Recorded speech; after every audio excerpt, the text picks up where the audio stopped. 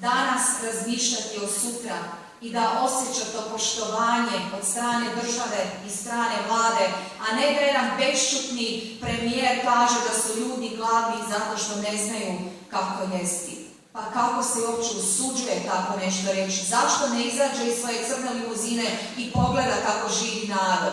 Biti među narodom, to je ključ svega. I zato ću kao vaša predsjednica biti neprestance među vama, slušati vaše priče, crpiti snagu, energiju i program od vas, jer vi ste ti koji živite Hrvatsku, vi ste ti koji živite i Bosnu i Hercegovinu.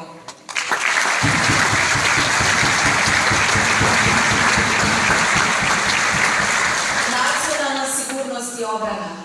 Hrvatska je članica Europske unije i NATO-a, posebno sam ponosna na to članstvo u NATO-u, radila sam u NATO-u. Ali kao vrhovna zapovjednica Oružanih snaga Republike Hrvatske brinut ću o tome da naše oružane snage budu moderne, mobilne, prilagodljive, da budu u skladu s našim mogućnostima, ali da one prije svega budu te koje će osiguravati našu sigurnost, mir, teritorijalni integritet i koji će brinuti o sigurnosti i našeg kopna i neba i zraka.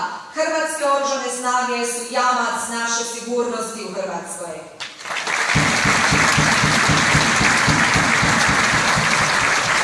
I posebno bih ovdje u Mostaru htjela istaknuti da ću se zalagati i za prava pripadnika HVO-a.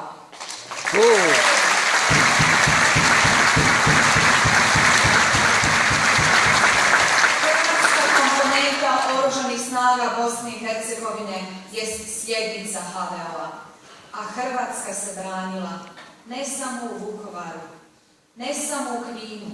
Hrvatska se branila i u Mostaru, i na Kupresu, i u Vitezu, i drugdje, i to se mora priznati.